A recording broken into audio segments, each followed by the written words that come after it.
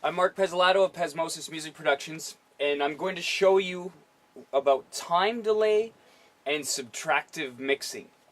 So, when I speak of time delay, I'm not talking about adding a delay or an effect to whatever we're dealing with. What I'm talking about with time delay is creating a delay in the time so that you can bring out other instruments of the same frequencies. And I'll show you what I mean. I'm going to play for you, this is drums and bass from a song.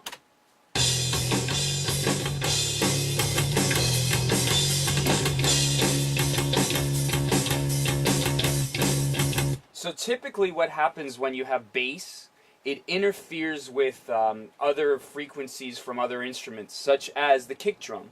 When you're dealing with the bottom end, it's really important to know that it's easy, very easy to get low frequencies in your recording. And it's not as easy to get the high frequencies. So what you're wanting to do is try to minimize the amount of muddiness in the bottom end. Try to minimize the amount of bass overall. So it might sound weird, but I'm going to be taking out some bass. That's where we're going to be using subtractive mixing. So I'll show you the timing first. Timing delay, what we're doing is, if we listen to this again, we have, listen to the relationship between the kick drum and the bass guitar.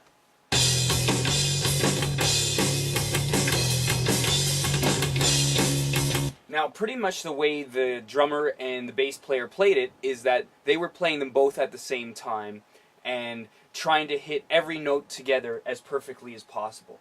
Well, I'm going to change that a little bit. I'm going to come over here on the left-hand side, and this is called track delay in milliseconds.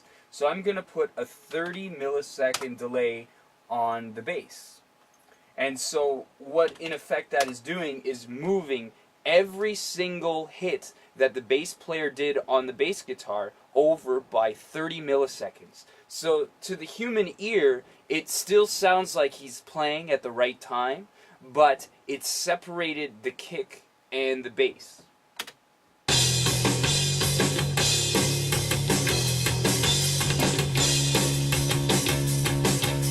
So right away you can notice the kick has all of a sudden come to life. It's like it's come out of the mix a little bit more. Now we're going to apply what's called subtractive mixing.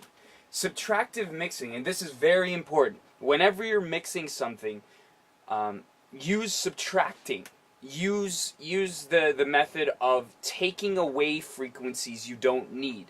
Because in taking away things you don't need, you will be able to increase the volume of the frequencies that you do need.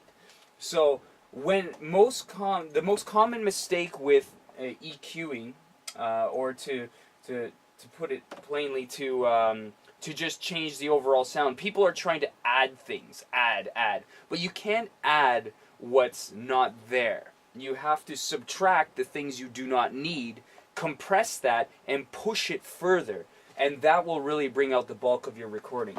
So I know that there is a lot of bass with the bass guitar, so I'm going to take out some bass frequencies.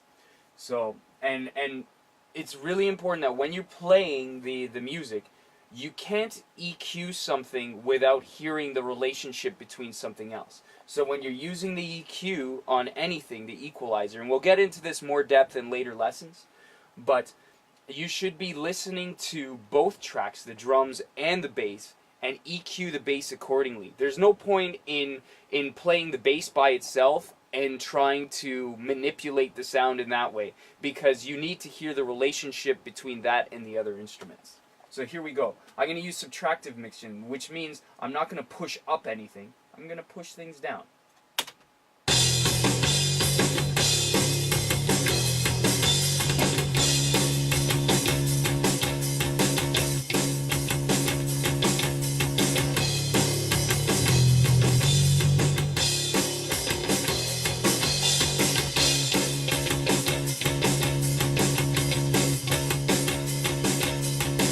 Now, did you hear how when I rolled off the bottom end, the bass started sounding a little bit thinner, but you could hear the drums a little bit more. So you want to have a compromise. You don't want the instrument to sound too thin, but you want to be able to bring out everything. So I'm going to come back here.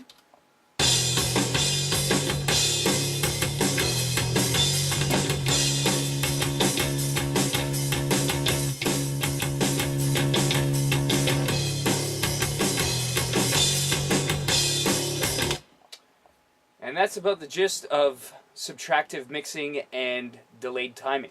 I'm Mark Pezzelato of Pezmosis Music Productions. You can email pez@pezmosis.com if you have any further questions. Thanks.